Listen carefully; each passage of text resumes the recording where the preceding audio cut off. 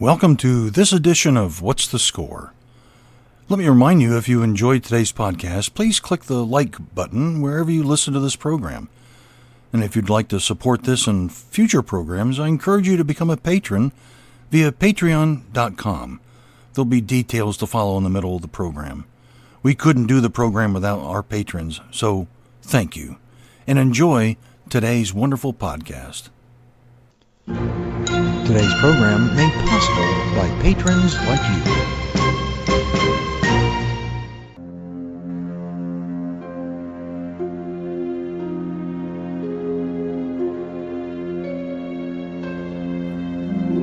Welcome to where we celebrate music from the movies. From the golden age to present day, we've got it all covered. We talk to those in the entertainment industry and find out about their favorite scores. You found the podcast, What's the Score? I'm your host, Frank R. Wilson. So sit back, relax, grab a popcorn, and let's see what we'll be hearing today.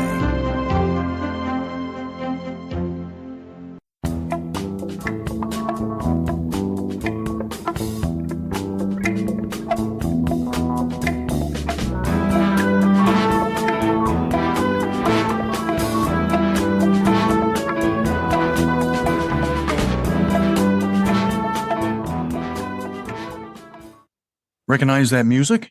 It's a favorite of our guest today. Now, our guest is an editor of films, mostly documentaries and how-tos. Now, it's interesting. You know the word fan is an abbreviated version of the word fanatic. Well, concerning our guest today, he is truly a fanatic of film music, and in particular, the music of Jerry Goldsmith. In fact, he's the co-host of the Goldsmith Odyssey podcast, which positions him as a perfect guest to discuss the career of Goldsmith, which is what we're going to do today. So I hope all of you will please join me in welcoming David Lichty to the podcast. Hi, David. Hey, Frank. Appreciate you being with us today. I'm really looking forward to this. You and I have our favorite composers. Yours, obviously, is Jerry Goldsmith. Mine is John Barry, but Goldsmith is obviously my second favorite. And so I'm really excited about talking to you about him and his career and his music. Now, just to let our listeners know, we'll be doing 2 episodes at least with David on Goldsmith music, and the focus today is on his early career in radio and television. A later episode will focus more on his film work from the 60s all the way up to 1985, so you have that to look forward to as well.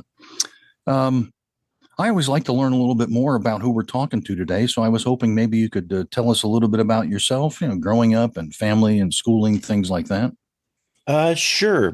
Born in Ann Arbor, Michigan, where I must have lived for at least a few months before my folks moved to Indiana. They divorced definitely before I was 4. I'm not sure exactly when. Yeah. And my mother remarried a sort of a disciplinarian kind of a guy. And we finally started getting along when I became an adult. Not that we didn't have a rancorous relationship. We just weren't very close because I was a different kind of a person. Sure. Than he was. I didn't grow up loving sports and football, so we weren't watching football games together. I liked movies, science fiction, creating things, and that didn't interest him. And I didn't really respond well to. I responded to discipline, but not disciplinarian. Those are different things. And Sure. I think he bled into the former early on and kind of relaxed a bit. And but by the time I was a grown up, we got along great. And then he and my mom divorced after about 24 years. Oh my! When I was an adult, so a lot going on there. Yeah. My sense of family has always been my friends, and I'm still friends with people I've known since 4th grade. Wow. And because you've stayed in the same area of Indiana, I guess, most of your life. Is that safe to say? Okay. Sure. And some of that is by choice to be. I think life is enriched by the people who are in it, Yes. rather than by the things you do to make money.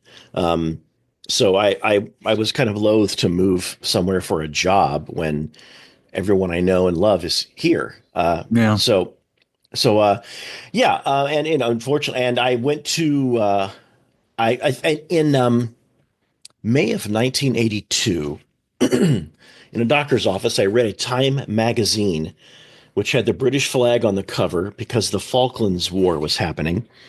And there was a little peel down. Time magazine always had a peel down picture on the top, on the front cover. And it had this, it looked like a golf club with eyes that had been dipped in mud. And it was a picture of E.T. And the article was about Steven Spielberg's forthcoming summer movies, Poltergeist and E.T. And yeah, I lay most of the credit to Poltergeist at Spielberg's feet. Um, and I read about him, and he was this non-athletic guy who didn't really love sports and was picked on in school and became a filmmaker. And it humanized this idea that like people make these.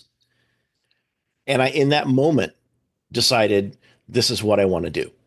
It reminds me, and my listeners will know this, and I've mentioned this to many guests, that because I think what I'm hearing from you is that for a while you almost felt like that you were an outsider, or that most of your friends didn't understand why you were interested in this sort of stuff. I relate that to my interest in film music. While everybody else was listening to Elton John or the Eagles or whatever, I was listening to John Barry and Jerry Goldsmith, and I always kind of felt a little bit outside the mainstream. Is that kind of a similar feeling that you had until you saw that peel down? Not quite. Not quite really. You know how every friend group has the sort of the guy who's seems to direct what you wind up doing. If the gregarious guy likes basketball, you all wind up playing basketball. If you like Dungeons and Dragons, you all wind up playing. I kind of was that guy in some of my early friend groups. And so I loved The Empire Strikes Back. They liked it too, but because I loved it, we talked about it a lot. And then they loved The Empire Strikes Back. I liked film music. They liked film music after a while because they would hear it and like it. So I had a close friend who was basically one of me, except just a much nicer guy. He now writes horror. And if, by the way, and just life lesson for people, if you ever need like a psychological relax from the rancor and the anger and the frustration of life, go to a horror convention if one is in your town, because people who write horror books and make horror movies are the nicest, sweetest, kindest people you will ever meet as a group. They just get all their stuff out in their art. Yeah. And so, like I met Christopher Young, who loves horror and scores horror. And he does he used to do a free concert in town every year, a Halloween concert. And, my friend and I went backstage and met him, and he just was the nicest man on planet Earth. Such a sweet guy. And so, and that's my friend Mike. He was that way before he loved horror. He's just a very hard man to not like. I think anybody on earth would say that. But like me, loved movies, loved movie music. I mean, it's the only other person I knew who had a soundtrack collection, and we had different soundtracks. So we're lending each other albums. Yeah. So no, I had my friend groups, but we were outsiders. And so I was sort of the nerd who just didn't take crap from the people who didn't like nerds. If they bullied me, I bullied them back verbally. Yeah. Yeah. Well, I tell you, let's shift gears a little bit. The show is about music. We ought to probably play something. Now, you've done an excellent job of what we're going to do is discuss his for the most part, his early career, especially in radio and television. And you've grouped a lot of these cues together into various categories. And so the first one, and I was fascinated with this because I didn't even know some of these recordings even existed. I'm sure a lot of people maybe don't know if they existed. And we're going to first focus on his work in radio, because, right. Radio needed background music for dramas or whatever, news programs. And, I had no idea he even did work. I knew he did early TV, but I didn't know he did radio. Tell me a little bit about what we're going to hear in these couple of cues that focus on his work on radio. We're going to hear some samples of they happen to be really good recordings, which is why I picked these particular pieces. He his way into the industry was through radio. So unlike your golden age composers who were all imported from Europe, Goldsmith was born in California, and as similar to me at age 14, knew what he wanted to do, which is he wanted to be a film composer. So he aimed in that direction. And, he knew you don't just jump out of a university and into 20th Century Fox scoring the Sand Pebbles. So he figured he had to get in, and the way in was with CBS. Now, CBS, and we wouldn't know this today, but when radio was king, CBS was the king of radio. And frankly, when television started, CBS was the king of television until this one year in the early 70s. So CBS was it. And he got in by way of offering his services as a typist, because CBS had a program called the Columbia Workshop. And that was a program where anyone who worked anywhere in the CBS company could work on a radio show. Huh. So it was like a project. And every week you would hear these radio shows done by the non-professional radio talent who happened to work at CBS. And so he scored an really early, 1951, a Columbia Workshop program done on Thanksgiving called We Gather Together. And his next scores are years later. Pardon me. But he initially was doing what we would call needle dropping, but they would have a library of music to play for any radio show, and he was the guy who would drop the needle on the record and play the dramatic track or the sad track. And unlike the other guys who had 2 turntables, he had 4 turntables. Whoa. So talk about multitasking, huh? He was really, really good at it, and so he got to do it a lot. And then every now and then they would have him. He would be allowed to write a little extra piece where something was missing they didn't have anything right for. So that worked into him being able to actually write scores for radio shows. And his radio shows, like early on, there are things like the Hallmark Hall of Fame, which is doing a lot of biographies, or CBS had CBS Suspense, CBS Theater of Romance. CBS had these sort of themed anthology shows, and he was doing mostly anthology shows. Now, in his forthcoming, we hope in print one day, book, Jeff Bonds cites something like 65 radio productions that Goldsmith actually scored.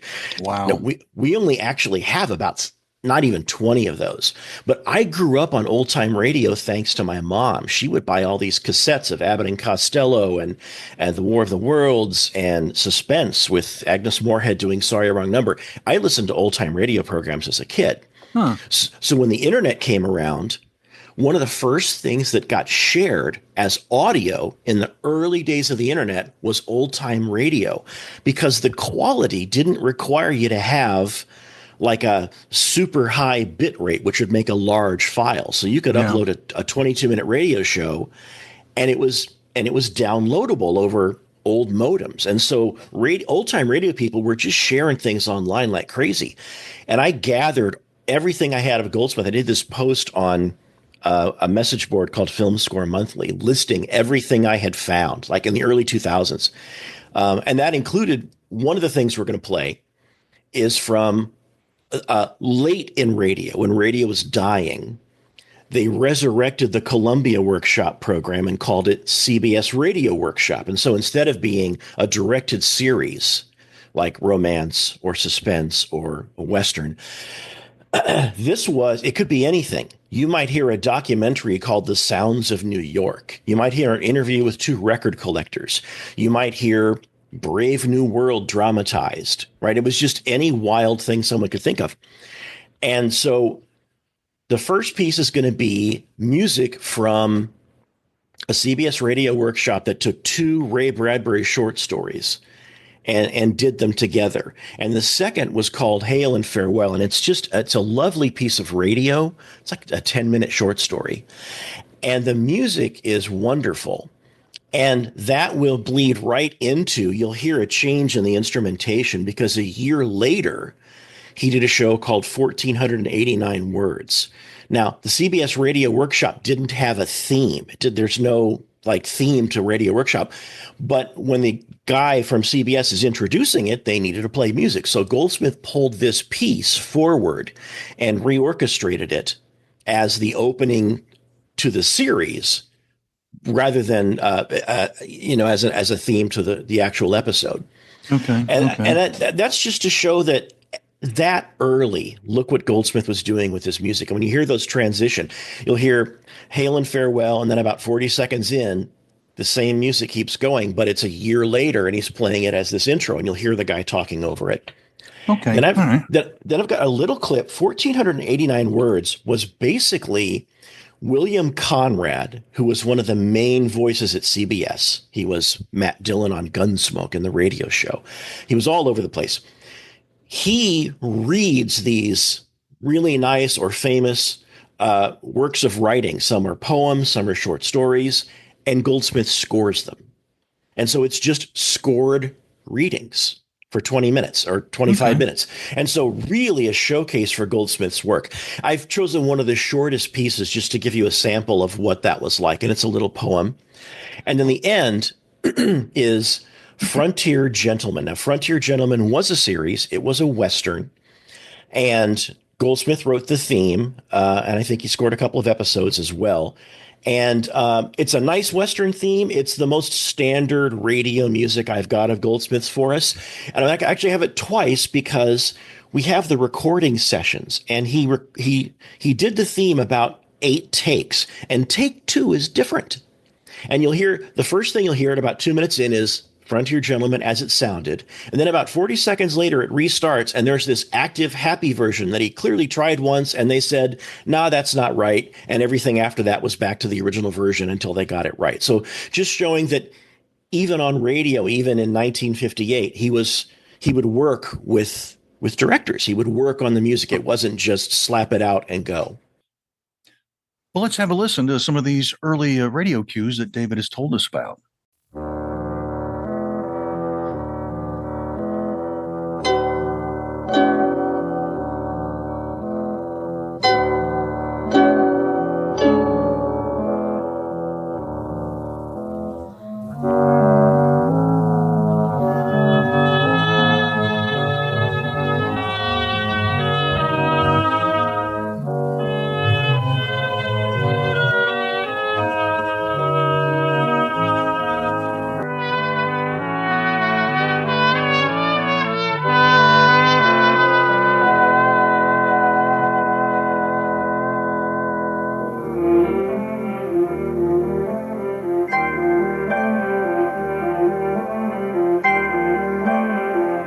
CBS Radio presents the CBS Radio Workshop, dedicated to man's imagination, the theater of the mind. The theater of the mind, where words create pictures.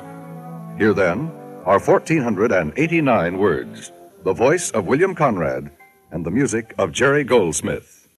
Just a few more words and we're done. From the ancient Japanese, a tanka, a poem consisting of only 7 words. A poem called Silence.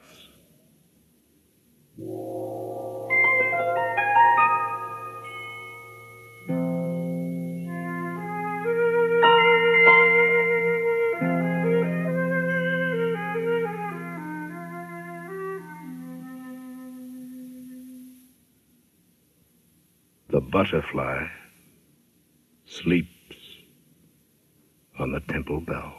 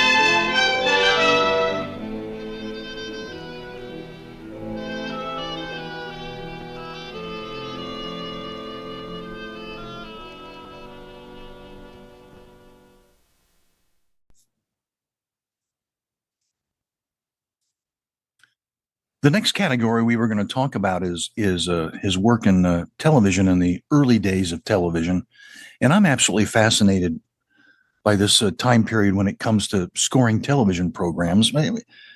Could you tell us a little bit about what it was like, what it took to write for some of those early television programs, in particular the programs that were live? They weren't on tape or anything like that. Yeah, well, what it was. So one, you're right. The live aspect is for things like Playhouse 90, Climax, Studio One.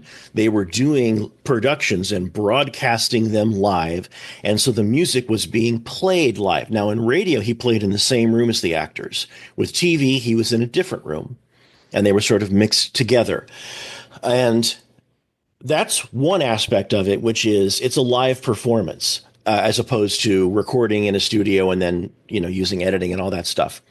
The second thing is, this is Goldsmith's Beatles in Hamburg. The Beatles in Hamburg was Malcolm Gladwell's sort of source for his 10,000 hours. If you do anything for 10,000 hours, you become an expert at it. This is Goldsmith's 10,000 hours. Huh. He did in 1959, between radio and television, probably that we know of, 24 scores. He did 19 in 1960. He did 30 in 1961. So we think of him as this guy who from the 80s on would do 4 to 6 films a year, and we think that's amazing. Well, I mean... And it is, by the way, but go ahead. It is, but he's coming down from up to 30 projects a year when he was doing radio and television, because you have smaller orchestras. But in the case of a Playhouse 90, it's a 90-minute production. He might write up to, he quotes, 45 minutes of music a week. Now, we've got some Playhouse 90s, and they're closer to 25, the ones we have, but we don't have nearly everything he did. So he's basically, and there are film scores that are 25 minutes long and 30 minutes long. So he's writing film scores each week while doing other television work. So it was just a lot of production. And all that time, he did then what we know of him from later in his career, which is he would do a comedy, then a Western, then a science fiction show, then a drama in succession. It was always different. He wasn't locked into one genre. So, and he didn't phone it in most of the time. Yeah, I mean, what you pointed out was, which I just find mind-boggling, is that on a lot of these occasions he had 1 week to do this. Yeah, I mean, and I'm not a musician, but I can certainly appreciate the fact, how on earth do you creatively come up with something in that kind of a time span, and then I guess also rehearse it, with an orchestra and then play it. I mean, that's. What a learning ground. I mean, he certainly had baptism by fire, I guess, if you will. Absolutely. Absolutely. And so he was under contract with CBS from 1954 to 1960. And that contract ended at the end of 1960. And then he was a freelancer, kind of. And that's when you could tell he just took any job he could get, because he wasn't getting a regular paycheck, which you hear a lot of people have that in their story. Sure. Yeah. Well, I'm sorry, you were moving us on. I was going to say that let's hear some of these examples of early TV.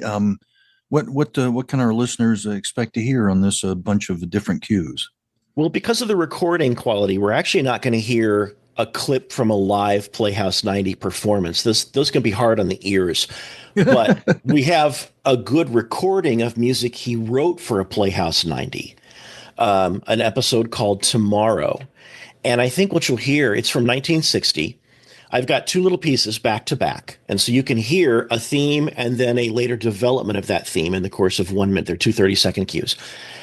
And it also, one of the things that stands out, for these, he would have sometimes a 3-piece set of musicians, a 5, a 15.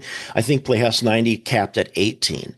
None of his music sounds like it is missing anything. It doesn't sound like something you wish had a full orchestra. It sounds complete. Mm-hmm. And these will show that. After that, I've got a clip from an episode of Twilight Zone. He scored a few Twilight Zones, and a lot of the music with Twilight Zone, once it was in their vault, they would reuse it. And this is a cue he wrote for an episode called Back There, where a guy goes back in time and maybe he can stop Abraham Lincoln's assassination. Oh, I remember that. Okay. Yeah. It was one of the and the rest characters from Gilligan's Island, the professor. That's right. Yeah. And so, but this piece of music, if you watch To Serve Man, if you watch 4 or 5 episodes of Twilight Zone, you're going to be like, oh, I know that music. You'll hear it and just you'll know it. And that's to just exemplify something about how music was done then. It was tracked in within the same series. And that's also 1960. And then 2 very different pieces from the TV series Thriller. And one of them is one of the loveliest melodies, lovely, long line, beautiful melody for an episode called The Cheaters. And The Cheaters refers to spectacles. And it's one of those things. It's like Twilight Zone, the movie. It's got 4 or 5 different stories. Each has their own score. And he did this in 1960 for television. And the cue is called Miriam's Worries. That may be my title. But it's just this beautiful, beautiful, lovely piece of music, followed by a cue from a Thriller episode called Late Date, which is all staccato. It's edgy. It's thriller oriented. It sounds, it's not melodic. It's just, but it's tense and driven. Not same episode, same television show, Thriller anthology show, same composer. Wildly different sounds. Yeah, he was a genius at that particular thing. Different sounds for different projects. Well, let's have a listen for ourselves. This again, trying to highlight the early career of Jerry Goldsmith in television, as David has described. So let's just sit back and enjoy and have a listen.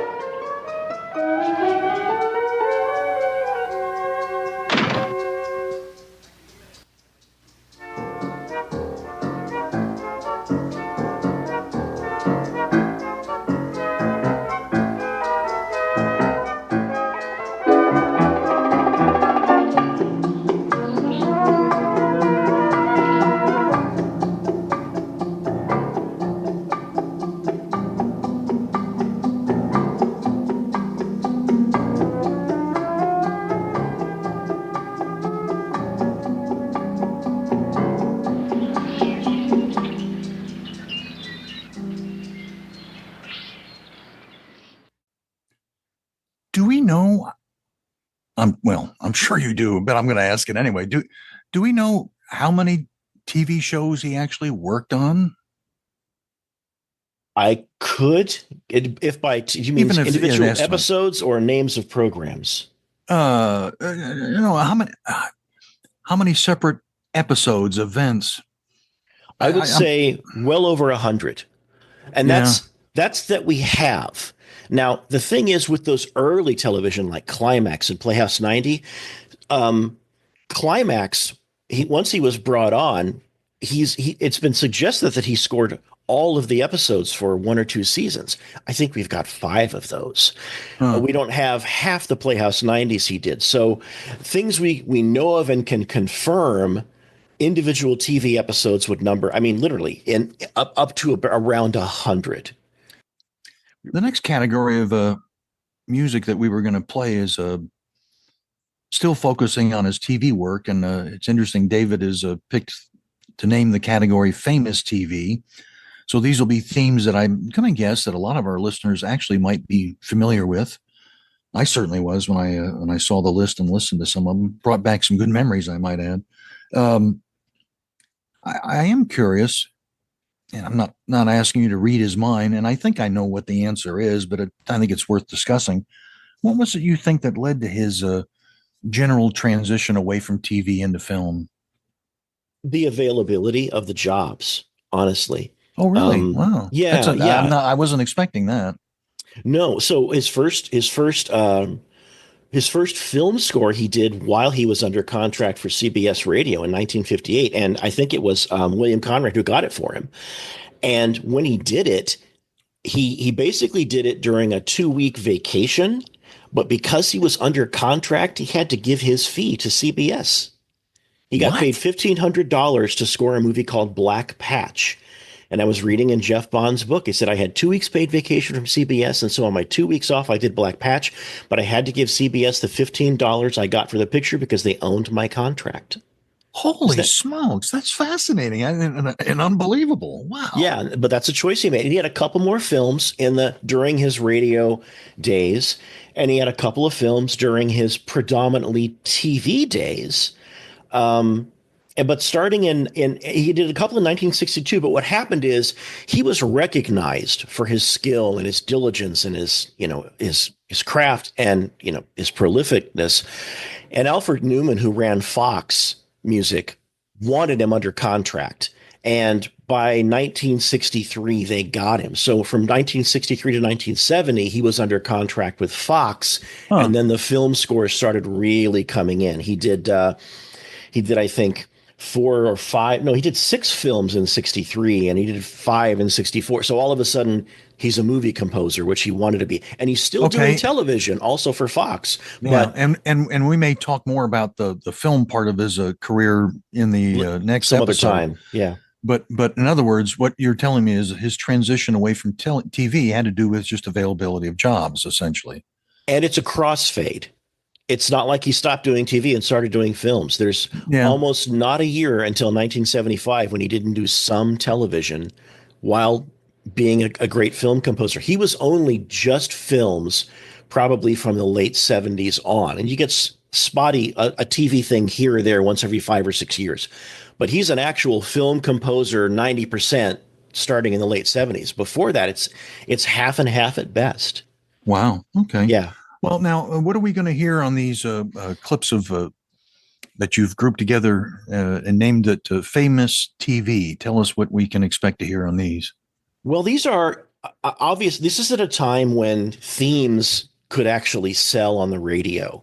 And I think that started with Mancini in films, but then TV themes wound up doing the same thing. He was always trying to get a nice hit record. And he kind of did with Dr. Kildare because the theme was sung by Richard Chamberlain, and that was a moderate hit on 45 on as a single.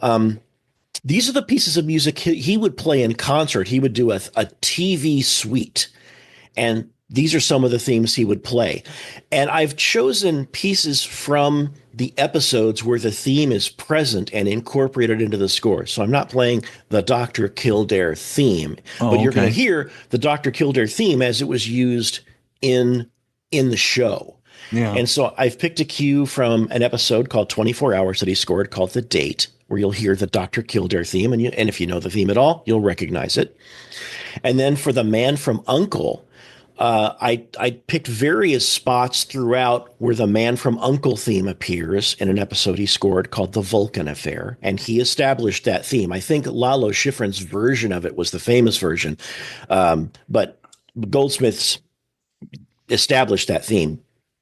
Then we've got the Waltons. And again, I'm not playing the main theme, but the theme appears in scores. He did 7 or 8 episode scores. And every now and then, not often, you would sort of coast into the actual Waltons theme, usually as they're driving off or things have become happy. So I've got a couple of instances from 2 of the episodes there. And the last bit, it was just one of my favorite TV themes of his, is Barnaby Jones.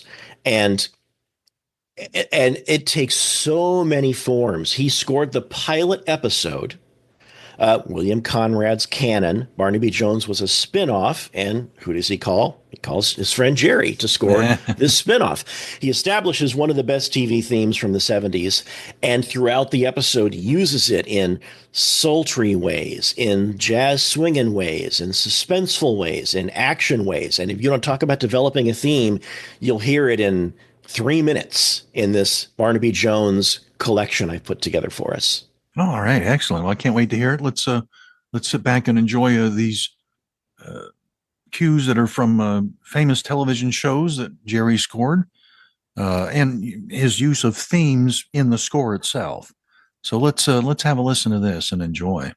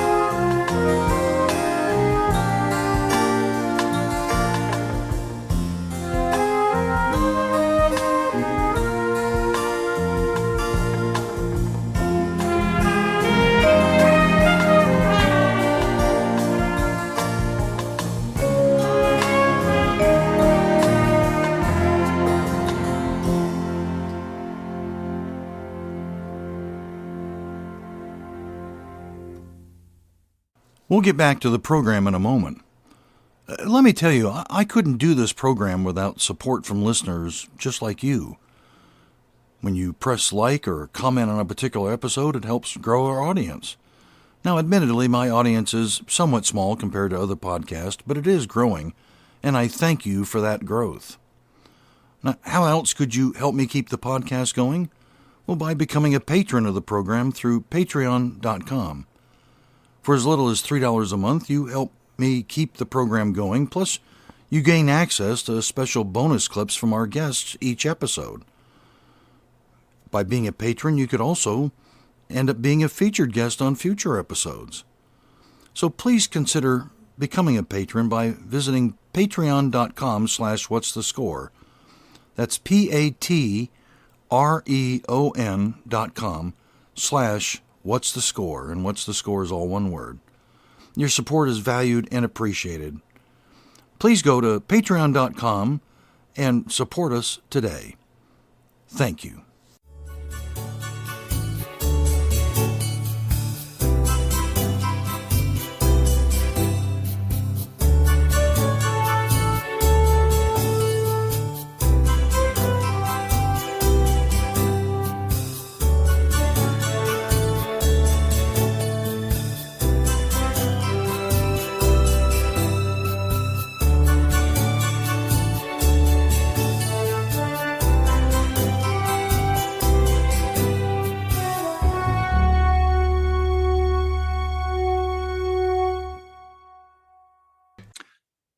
Well, you mentioned famous TV themes, but of course, we've got some other TV music that we want to focus on, and this was a category that you labeled as cops.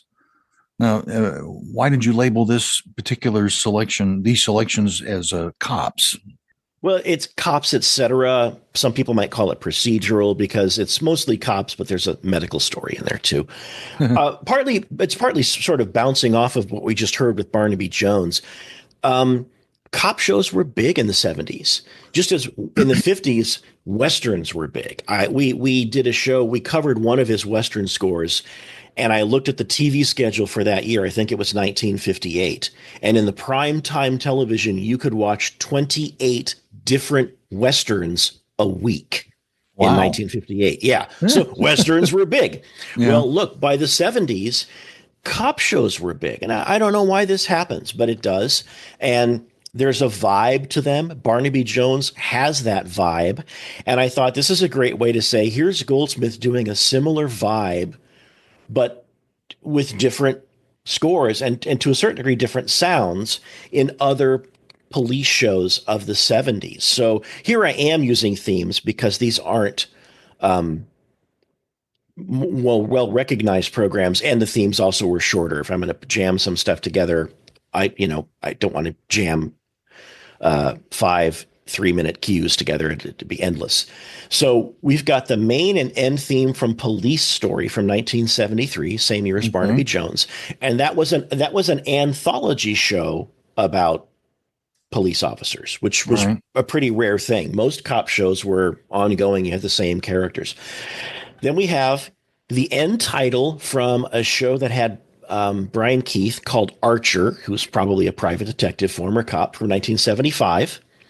Then the end theme from Medical Story, which is similar to Police Story. I think a similar production in that I think it's an anthology show about, hospitals. So we're back in Dr. Kildare land. And then I finish, with Police Story, it's the main and end theme together. And that's because they're so short and they're actually different enough to be interesting. Then Archer, Medical Story. And then the final thing is the main title for Contract on Cherry Street, which is a TV movie. Right. And Frank I think Sinatra. that, yeah. And I think it famously, he had an 8 trombone section for it, which you'll kind of hear. And that's just sort of to show in this particular context of Contract on Cherry Street, he was still writing basically film score. I mean, this is a score section. This is not a main theme. It's the opening cue, but you can tell it's a piece of film music. Something's happening on screen. If there are credits that are happening while action that you're watching is happening, and it gradually builds to sort of a climactic something happens. I haven't seen Contract on Cherry Street, no idea what's going on, but it's just to give you a sample of what would a piece of score from one of these shows sound like. Okay, well, let's have a listen to this. The group of cues is classified as cops, although there is a little bit of difference with the Medical Story cues. But anyway, by the way, I'm really feeling old because I know all these shows. And I remember watching some of them when they first aired. So that's how old I am. Anyway, let's have a listen for ourselves to this category of Goldsmith music that we're labeling today as themes from cop shows. Enjoy.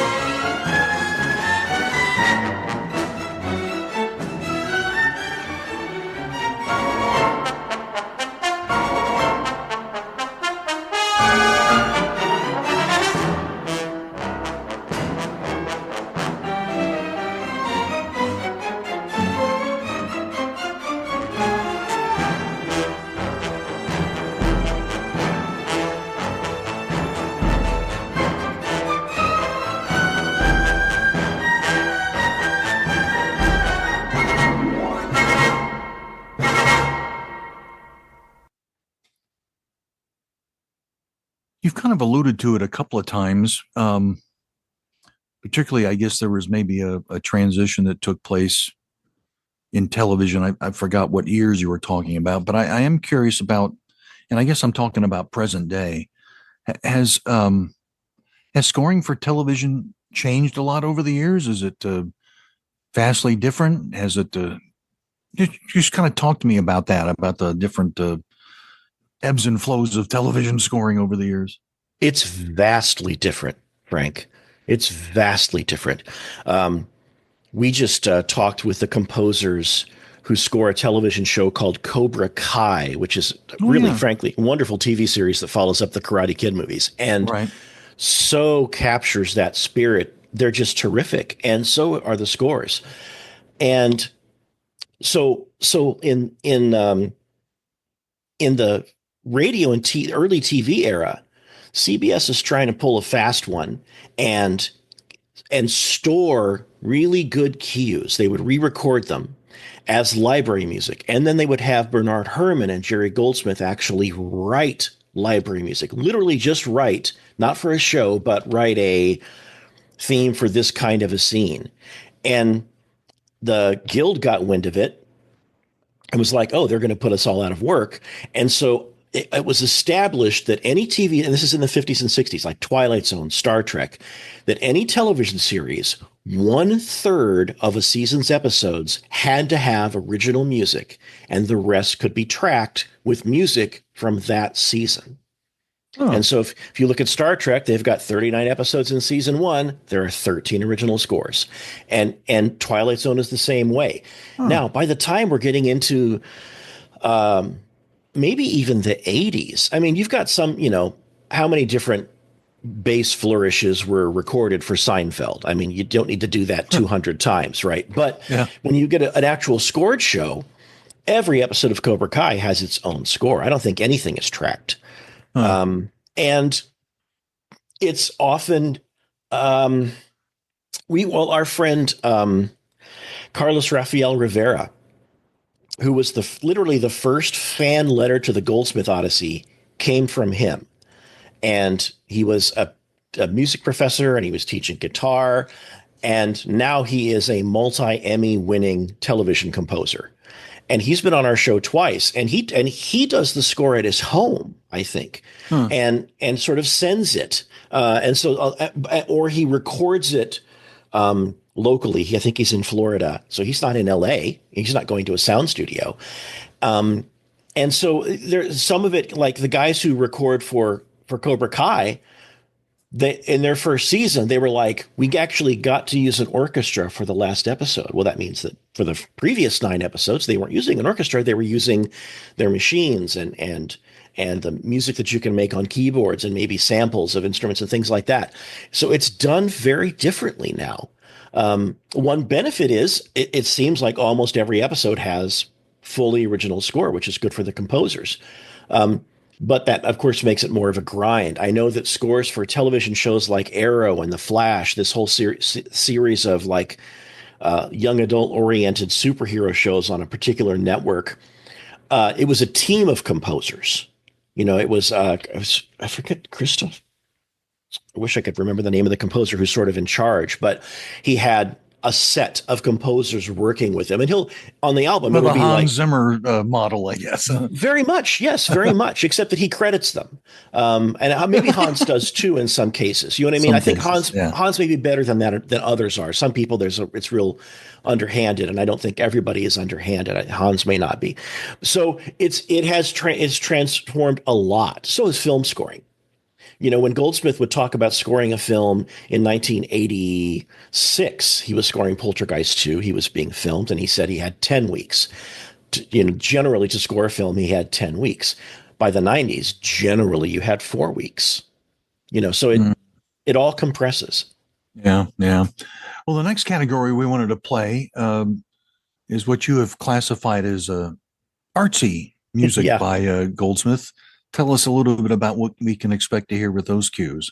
Well, I didn't want to say the word modernist because there's probably a very technical difference between modernist and this stuff.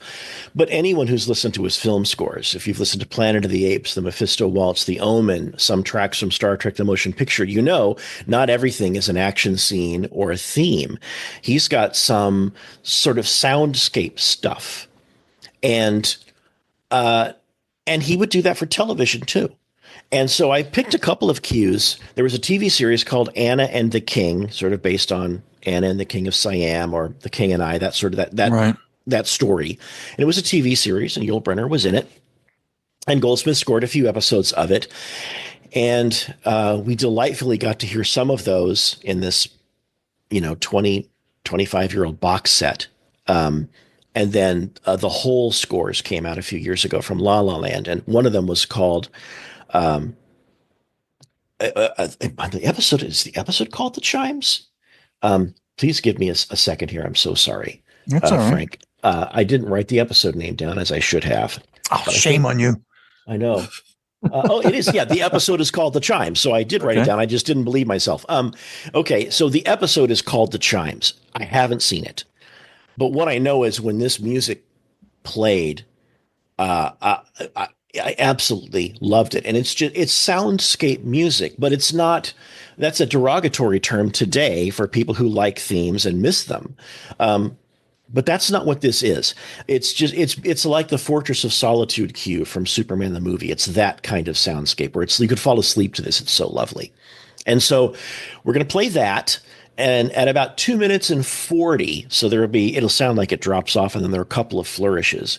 I go into a brief cue from a television movie called The Brotherhood of the Bell, which is similar music, but more in a horror vein. And you'll hear that transition. You'll hear the tone go from a mysterious Cave of Wonders kind of a tone to a mysterious something bad is happening, and it, I don't know, probably involves the devil or a cult or something. And so it's about 3.5 minutes of what I would call artsy, just because it doesn't have a hook. Okay. Well, let's have a listen for ourselves. The category of Jerry's Goldsmith music is we're classifying as artsy, and we'll just sit back and have an enjoyable listen.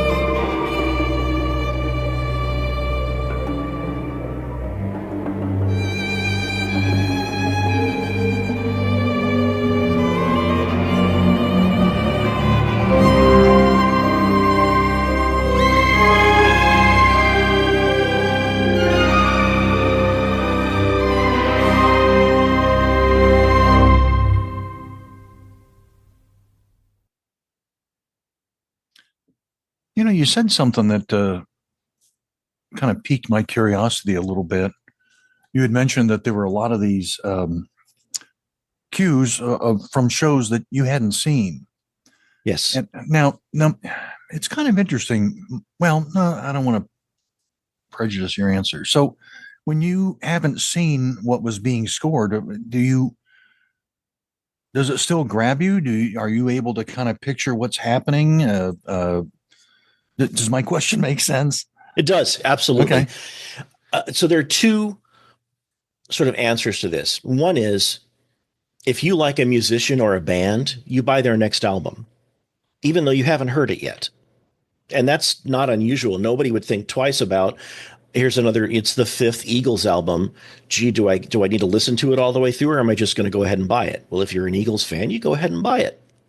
And it's similar with any music. The fact that this was written for a specific purpose doesn't change the fact that if you like Beethoven's first, second, third, and fourth, you might like his ninth. There's that element. But as far as the thing is, this music is written to drama. And what happens is that makes it inherently dramatic. That's built into the music. And especially with Goldsmith, because Goldsmith was a master craftsman, which means his left brain was like through the roof on music. He knew how to do what he needed to do. But his approach was so right-brained. He would watch a movie and feel and score those feelings.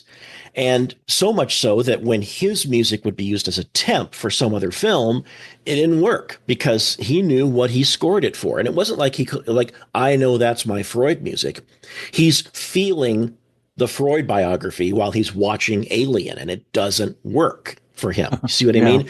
Because he's so locked into the emotions of it. Well, that comes through. And so I don't know what's going on in the film, but I might have my own story going on in my head or my own feelings in response to it. I don't know what's going on in Anna and the King that Chimes, but I imagine in my mind being in a cartoon where people are holed up in a cave and it's just embedded with crystals that are reflecting all kinds of beautiful, colorful lights. And they're just having one of those nice sit down evening conversations where you're stuck and you have nothing to do but talk. So you do. That's me. Okay. Yeah. So it's evocative still. Yeah. The next category that you had put together, which I found interesting, and I'm sure there's a good explanation for this, was a Jewish themed television. Tell me about why you wanted to create a separate category just for that particular genre. Well, for one thing, it happens to kind of close us out. We're going semi-chronological here. You know, we were in the 50s at the beginning and the 60s with early TV. We were in the late 60s and 70s with famous TV, mid 70s with Cops. This is going to get us to the end of the 70s. So there's that. But he was particularly proud of his Jewish music, and he didn't get to do it very often. Like one of the Walton scores has some Jewish music that's lovely. Silly question, but was he Jewish? I'm sorry, he was. I'm sorry. What a burying the lead. Yes, he's a Jewish man. I just wanted to make sure. I kind of assumed that he was, but anyway, go ahead. No, well, let me quote him from he was talking. This is quoted in the liner notes of a QB7 re-recording from an interview he did with a Jewish journal in '98. He says, "I just feel like nobody else could have written this music and done what I did. There's some gene or something, particularly in Jewish, or me at least, the fact that I'm Jewish, that I have this affinity for this kind of music that only a Jew can do. It seems like a pompous and arrogant thing to say, but I really think that only Jews can relate to this kind of feeling." So he was very proud of it when he got to do it. And so he got to do a few episodes of things here and there in early TV, but in the 70s, he got to do a TV movie called The Going Up of David Lev, which I have not seen. I haven't seen any of these, but I know very little about The Going Up of David Lev. But I have the score, and it's gorgeous, gorgeous stuff. And even in this little suite I've put together, you'll hear kind of Proto-Masada, which is probably the one most people know because a re-recording was out on CD for so long that a lot of people grabbed. Then he did In 74, he did QB7, which was a miniseries. And as you will remember, Frank, the 70s was the era of the miniseries. Oh, yeah. We've basically gone back to that. Most of our Yeah. television series, which are only 8 or 10 episodes long, are basically miniseries. Yeah, now it's called limited series. Yeah. Exactly. Same thing. It's the filmed novel, you know. And QB7 was a novel, and it's about a trial of some Nazi war criminals. And I'm playing This Will Fit Your Show, one of my absolute top 100% favorite Jerry Goldsmith cues ever, called Rekindling the Flame of Jehovah. And when I found this CD sight unseen in a music store, grabbed it, played it. I liked all of it, but that was the track I stuck on repeat one for a while. Absolutely love it. And we're going to follow it up with, I put two little pieces together from Masada, which is pretty close to the end of his TV career as a TV career. He would do a few things through the 90s, just here and there, one or two little odd jobs. But his being a TV composer ends with Masada, which was also a miniseries, and he scored the first half of it and sort of set up all of the themes. And his frequent orchestrator, Morton Stevens, Okay. did the second. Boy, I hope I've got the right guy. Did the second half and using his themes. It's a kind of music he was proud of. This is also extremely cinematic, just in terms of TV scoring. If you think of what themes in Welcome Back, Kotter would have sounded like, or Happy Days, or, you don't think that's film scoring, right? When Goldsmith scored a television show, whether it was an episode, as we've heard with Anne and the King and Brotherhood of the Bell and Archer, or a movie, it might as well have been a film score for him. He never dumbed it down. And so these are three very cinematic cues that flow together and show the Jewish flavor in the scores when he got the rare opportunity to do those, which he really loved. All right. Well, let's sit back and have a listen for ourselves. Again, the category is referred to as a Jewish-themed television. And, of course, all the music is written by the maestro, Jerry Goldsmith.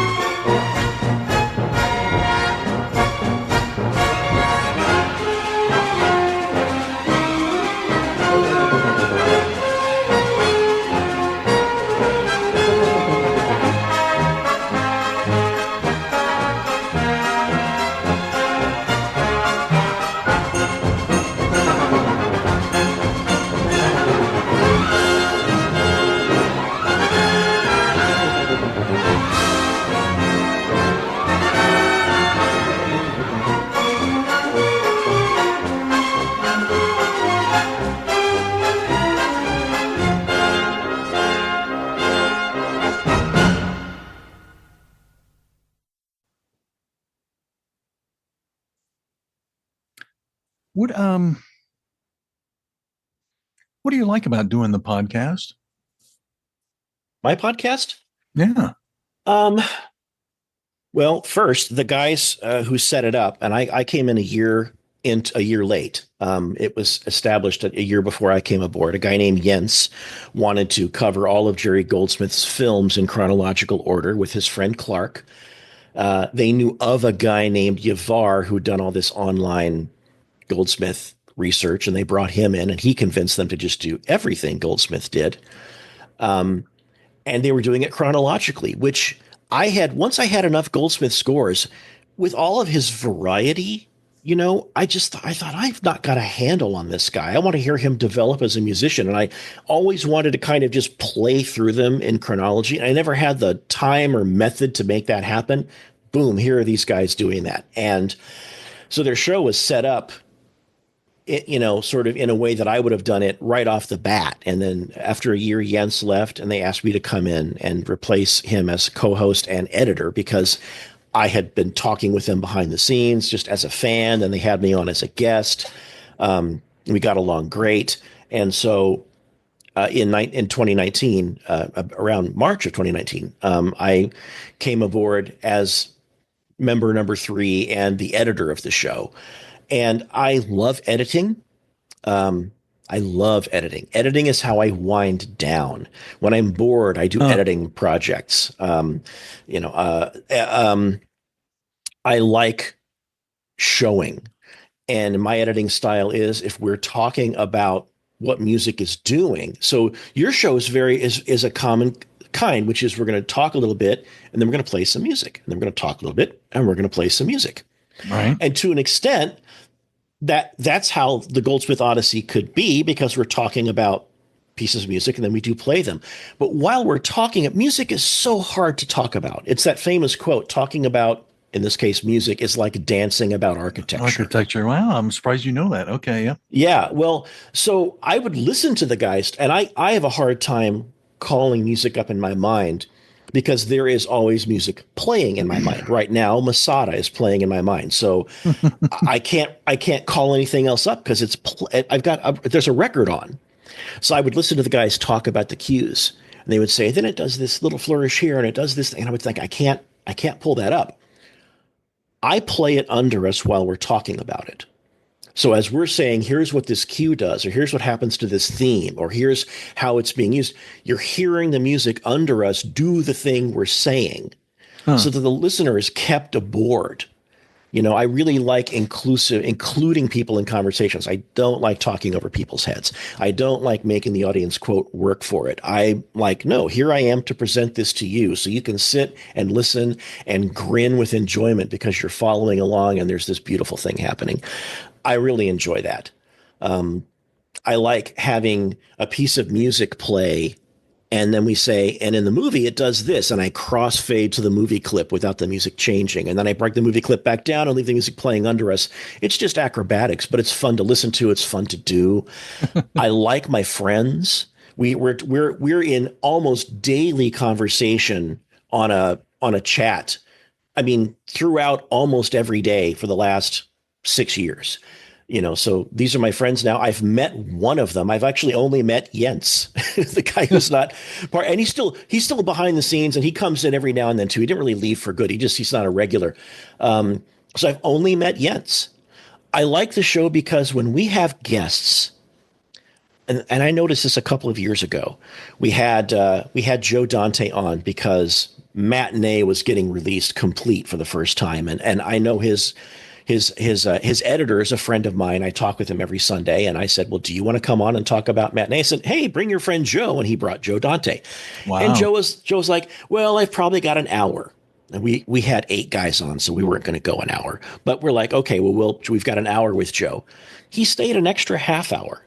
And Joe's like one of those pleasantly, I want to say, this is even saying too much negative. He's pleasantly cranky. He's just a realist. He's not daydreaming. He doesn't have his head in the clouds. He gets not every movie's good. Not everything's great. And so he's just a no nonsense guy. And so he doesn't tend to blow sunshine up people's backsides like, guys, I really had a great time. That's not Joe. He's just going to be like, hey, thanks a lot. This is fun. Okay, bye. Right. He heard the show when I finished and put it together. He emailed back and said, this is self-gratifying, but I'm amazed at how this came out editorially. This stands as a great document about a director working with a composer, and I am proud to have been a part of it. And he came back for the Burbs. And we had Paul Verhoeven on, who did Basic Instinct and Total Recall, and Paul had COVID. So we were like waiting because right when we were going to record, he got COVID. And so it's a month later and he finally says, look, I'm just going to do it. But he was, coughing and stuff. And so his people are like, please only a half hour, please only a half hour, please only a half hour, which I think was for his health. And he's on, and at the half hour mark, Clark dutifully says, well, Paul, this has been wonderful, but our half hour is up. And he's like, oh, no, we keep talking. I go maybe another 10 minutes. He stayed another half hour. And we talked to Justin Freer, who worked with Goldsmith. He learned under him. He was a student and now runs a lot of those live to picture film concerts. He's got his own company that does the Harry Potters and Gladiator. He did Rudy, which is one of his favorite Goldsmith scores. And so he did it in Indiana. And we arranged to meet with, that's when I met Jens. Jens came up and we were going to go to the concert and talk with him. And his handlers are like, please be in this room. Mr. Freer will arrive when he is able to. Please only take a half hour of his time. Okay. He shows up. We went 2 hours and 20 minutes and he's the one that kept us going. And we had the greatest time. And then he invited us out to dinner and to come back to our guests enjoy their time with us. I'm most proud of the fact that when people come on and you're like, okay, I got another podcast. All right. They just seem to have a good time. They stick around. They enjoy it. They come back. And I like that. I like that somehow we set a good table. I think that some of the people that you're talking about don't normally attract that kind of attention. And they're not interviewed a lot or asked for their opinion on a topic like film music. So they actually say, oh, this is so refreshing. I'm happy to talk about this. Yeah, that may be true. Joe Dante's on a lot of podcasts, but you're right. They're not podcasts about film music. They're usually podcasts about arcane cinema, about cult cinema, because he's big on that. So maybe you're right. Maybe he doesn't get, and he loved Goldsmith. They did 8 movies together. And so, I love playing the music. I love sharing the music. I love the way we get to do it. I love my friends. And I love the fact that somehow we've created an environment that people who join us most seem to just like their time with us. Yeah. No, I agree. I share some similar feelings about my work on this program. We had one more cue we were going to play. And this is, I guess, is a final television effort. It's from the show Star Trek Voyager. It's the main title. Maybe just give us a little preview about including this in his repertoire of television work. Well, just mostly to cap it off, since we're covering TV in sort of a broad way, it would be almost an omission not to play it, even though we really wanted. What year was this, by the way? I'm sorry. That's okay. 95. Okay. And his association with Star Trek started with the first feature. Right. Which was incredibly successful and over time has become very well loved. And its theme at the very last minute was appropriated for Star Trek The Next Generation, which really cemented him as a Star Trek composer, because then he did Star Trek V because, he had that theme and got to do some of the movies. So when it came time to do a new Star Trek series after Deep Space Nine, the third one, Voyager, they were just like, well, Goldsmith is a Star Trek composer. Let's get him just to do the theme. And it's a lovely, everyone loved the theme. It's one of those, just, if you have people list your top favorite Star Trek cues, Voyager is going to be in the top 10, even though there are now, I think, something like almost 1,000 episodes of something called Star Trek in existence. Wow. Between the various series. He does a little sort of a micro quote of Ilea's theme in the middle of it, which is kind of cute.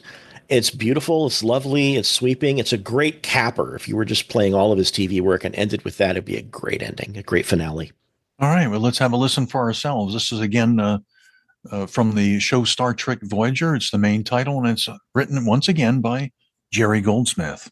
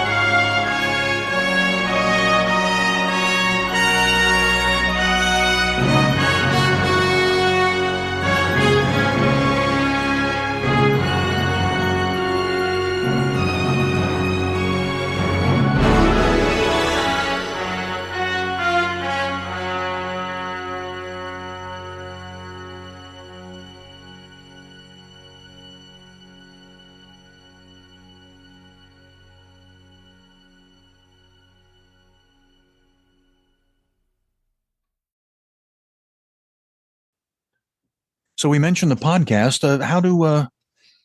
For those that maybe aren't familiar with it, how do they find you guys and your podcast? Easiest way is to Google Goldsmith Odyssey.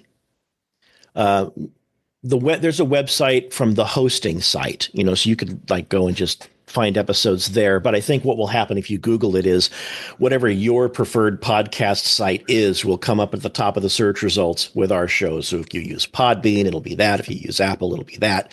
But we're on all of the podcast distribution services.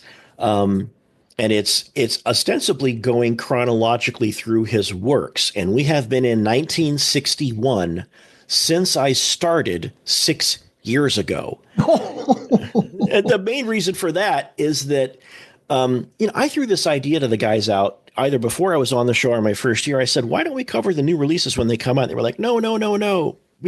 This is our thing. Well, then a year later, a couple of them decided to cover a new release. And we decided, let's cover new Goldsmith releases when they come out. And I kid you not, Frank, I want to say 5 months later, from December of 2020 until the end of November 2021, 16 Goldsmith CDs came out. Wow. That we had all decided, it's like 6 extra shows a year. Well, no, it was 16 extra shows that year. Plus we interview people. And a lot of that is the sort of, Goldsmith died 21 years ago.